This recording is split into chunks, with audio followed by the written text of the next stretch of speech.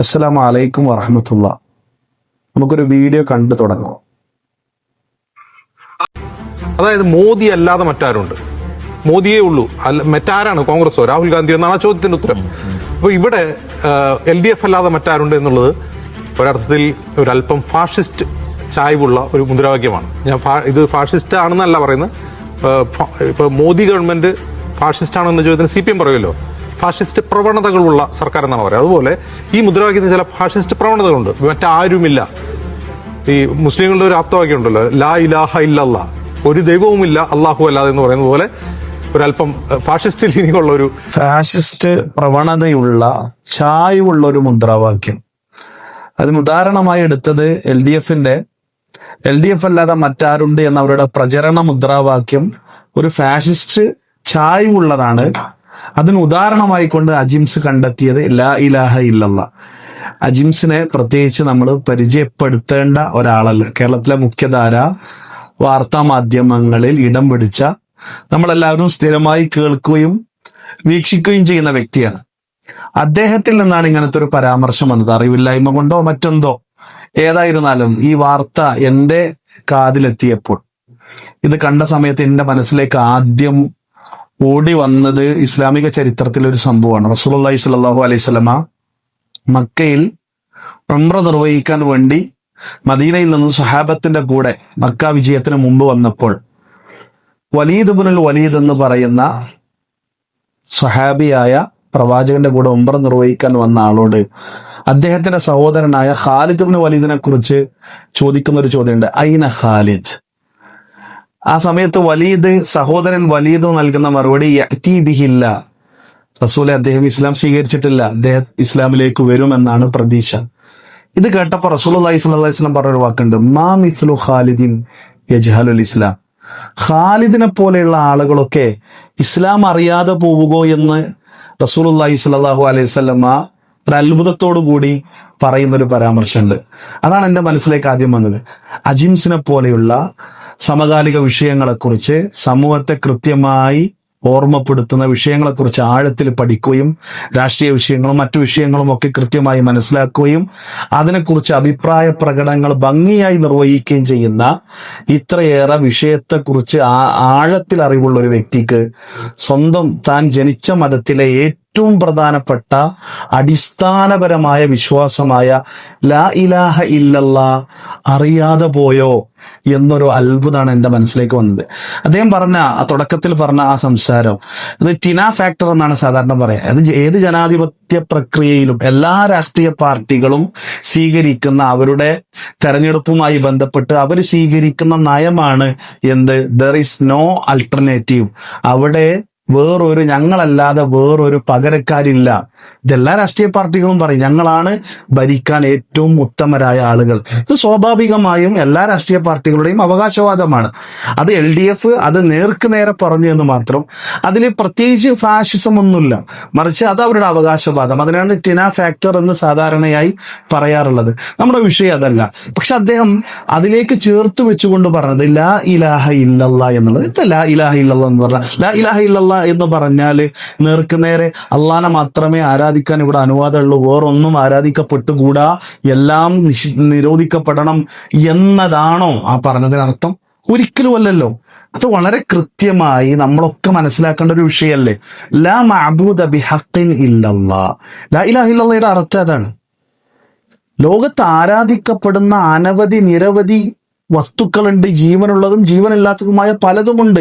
ആ വസ്തുതയെ അംഗീകരിക്കുകയാണ്. മനുഷ്യൻ തൻ്റെ എല്ലാ വിഷയങ്ങളിലും വൈവിധ്യം വെച്ചു പുലർത്തുന്നത് പോലെ ആരാധനയിലും വൈവിധ്യങ്ങൾ വെച്ചു പുലർത്തുന്നു. പലതിനെയും അവർ ആരാധിക്കുന്നു. പക്ഷെ അതൊന്നും യഥാർത്ഥത്തിൽ ആരാധിക്കപ്പെടേണ്ടവയല്ല. ലാ മഅബൂദ ബിഹഖിൻ ഇല്ലല്ലാ. ആരാധിക്കപ്പെടാൻ യോഗ്യനായിട്ടുള്ളത് അള്ളാഹു മാത്രമാണ് എന്ന ഏറ്റവും ഉന്നതമായ ഒരാശയമാണത് പറയുന്നത്. അതല്ലാതെ ലോകത്ത് ഇതര ആരാധ്യ വസ്തുക്കളെ ആരാധിക്കുന്നവരെ തച്ചു തകർക്കണമെന്നോ അവരെ നശിപ്പിക്കണമെന്നോ ഉന്മൂലനം ചെയ്യണമെന്നോ എന്നുള്ള ഒരു തരം ഫാഷിസത്തിന്റെ ഒരു ചായ്വും ഒരു ലക്ഷണവും ഇല്ലാത്ത വളരെ കൃത്യമായ യഥാർത്ഥ നീതിബോധത്തോടു കൂടിയുള്ള ഒരു പ്രഖ്യാപനാണ് എന്നുള്ളതാണ്. വിശുദ്ധ ഖുർആനിലെ സൂറത്ത് ഫുസ്സിലത്തിലെ ഒരു പരാമർശമുണ്ട്, വമിൻ ആയാതിഹിൽ ലൈലു വന്നഹാറു വശംസു വൽ ഖമർ. അള്ളാഹുവിന്റെ ദൃഷ്ടാന്തങ്ങളിൽപ്പെട്ടതാണ് രാത്രിയും പകലും സൂര്യനും ചന്ദ്രനും. എന്നിട്ട് ഖുർആൻ പറയുന്നത് ലാ തസ്ജുദു ലിശംസി വലാ ലിൽ ഖമർ. നിങ്ങൾ സൂര്യനെ അല്ല ആരാധിക്കേണ്ടത്, ചന്ദ്രനെ അല്ല ആരാധിക്കേണ്ടത്. വസ്ജുദു ലില്ലാഹി അല്ലദീ ഖലഖഹുന്ന ഇൻ കുൻതും ഇയ്യാഹു തഅബുദൂൻ. ഇതിനെയെല്ലാം സൃഷ്ടിച്ചു പരിപാലിക്കുന്ന ഏകനായ അള്ളാഹുവിനെ മാത്രമാണ്. ആരാണ് അള്ളാഹു? ലാ ഇലാഹ ഇല്ലല്ലാഹ്. അള്ളാഹുവിനെ അല്ലാതെ മറ്റാരെയും ആരാധിക്കരുത് എന്ന് പറയുമ്പോൾ സാധാരണക്കാരായ ആളുകൾ തെറ്റിദ്ധരിച്ച് എന്തേ അള്ളാഹു?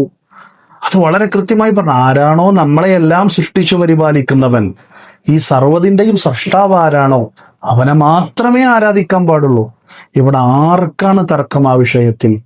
ഇതെത്ര കൃത്യമായൊരു ആശയാണ്. പക്ഷെ ഈ ആശയത്തെ പലപ്പോഴും അജിംസ് ഒരു പക്ഷെ അത്രത്തോളം കടന്ന് ചിന്തിച്ചിട്ടുണ്ടാവില്ല. പക്ഷെ അദ്ദേഹത്തിന്റെ വാക്കിനെ വക്രീകരിക്കാൻ ആഗ്രഹിക്കുന്ന, അതല്ലെങ്കിൽ അദ്ദേഹത്തിന്റെ വാക്കിനെ അദ്ദേഹം ഉദ്ദേശിച്ചതോ ഉദ്ദേശിക്കാത്തതോ ആയ അർത്ഥത്തിലേക്ക് കൊണ്ടുപോവാൻ ആഗ്രഹിക്കുന്ന ഒരു കൂട്ടം ആളുകളുണ്ട്. ലാ ഇലാഹ ഇല്ലല്ലാഹയെ വികൃതമാക്കാൻ ആഗ്രഹിക്കുന്ന, ഇതിന്റെ ആശയത്തെ ജനങ്ങളിൽ നിന്ന് മറച്ചു പിടിക്കാൻ ആഗ്രഹിക്കുന്ന ആളുകൾ. അതെന്തോ അള്ളാഹു എന്ന് പറഞ്ഞാൽ അത് മുസ്ലിങ്ങളുടെ ഒരു ആരാധനാമൂർത്തിയാണ്. മുഹമ്മദ് വന്നുകൊണ്ട് പറഞ്ഞത് സല്ലല്ലാഹു അലൈഹി വസല്ലം, നിങ്ങൾ ഈ ആരാധിക്കുന്ന വിഗ്രഹങ്ങളെയൊക്കെ ഉപേക്ഷിച്ച് എന്റെ വിഗ്രഹമായ അള്ളാഹുവിനെ മാത്രം ആരാധിക്കണം. ഈ അർത്ഥത്തിലുള്ള ഒരു അള്ളാഹു, മുസ്ലിങ്ങൾ മാത്രം ആരാധിക്കുന്ന അവരുടെ മനസ്സിലുള്ള ഒരു വിഗ്രഹം എന്ന അർത്ഥത്തിലേക്ക് കൊണ്ടുപോകാൻ ആഗ്രഹിക്കുന്നവരും അങ്ങനെ ദുർവ്യാഖ്യാനിക്കുന്നവരും നമ്മുടെ സമൂഹത്തിൽ ഒരുപാടുണ്ട്. അവിടെയാണ് അല്ല അള്ളാഹു എന്ന് പറഞ്ഞാൽ ഇതൊന്നുമല്ല. അള്ളാഹു എന്ന് പറഞ്ഞാൽ യഥാർത്ഥത്തിൽ അൾട്ടിമേറ്റ് ഗോഡ്, റിയൽ ഗോഡ്, യഥാർത്ഥ ദൈവം, സത്യദൈവം എന്നതാണ് അതിന്റെ പരിഭാഷ. അൽ ഇലാഹ്, ആരാധിക്കപ്പെടാൻ അർഹനായ ഏകദൈവം എന്നതല്ലാതെ അതിനപ്പുറത്ത് ഏതെങ്കിലും ഒരു വിഗ്രഹത്തെയോ മുസ്ലിങ്ങളോ മാത്രം ഒരു ആരാധനാമൂർത്തിയോ അല്ല അതുകൊണ്ട് ഉദ്ദേശിക്കുന്നത്.